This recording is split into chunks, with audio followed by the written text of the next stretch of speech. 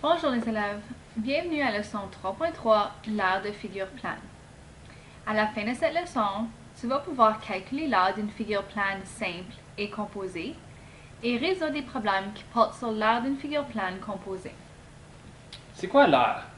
L'air, c'est la surface occupée par une figure plane. C'est aussi la surface à l'intérieur du contour de la figure.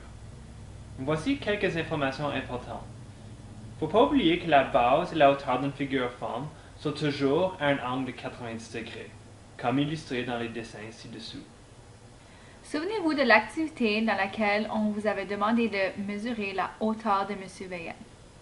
Donc, ce que nous cherchons, c'est que vous mesurez la hauteur entre les pieds et la tête en formant un angle de 90 degrés avec le plancher. Les tangrammes consistent en un casse-tête de 7 pièces représentant des formes composées familières et dont l'origine remonte à la Chine ancienne. Nous pouvons voir que l'art du tangramme terminé est la somme de l'air de toutes les pièces qui le composent. Donc, ci-dessous, vous trouvez deux liens auxquels vous pouvez vous rendre pour manipuler un tangramme et puis faire différentes formes. Nous vous invitons de créer des formes, faire une capture d'écran et l'afficher sur Edmodo pour partager avec les autres élèves de la classe. À ce point-ci, on va vous inviter d'arrêter la vidéo et essayer de faire ces exemples tout seul. On va afficher les réponses en quelques instants. N'oubliez pas de faire référence à votre feuille de formule de l'ocre. Voici la réponse à ces deux questions. Notez bien que les unités pour l'air sont des unités carrées. Nous vous invitons de faire C avant de venir en salle de classe. Il est important de le faire puisque nous allons avoir une discussion sur cette question une fois en salle de classe.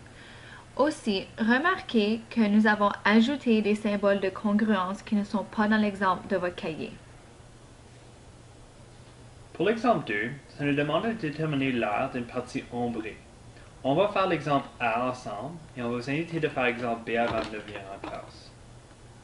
Donc pour l'exemple A, je peux remarquer que j'ai un gros rectangle ainsi qu'un petit rectangle à l'intérieur.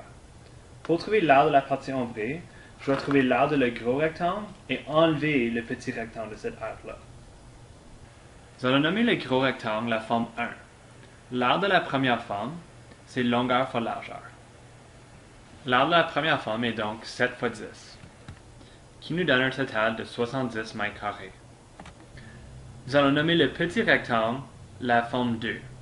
L'aire 2 est aussi égal à longueur fois largeur, qui est égal à 3 fois 4, qui nous donne une aire de 12 mètres carrés.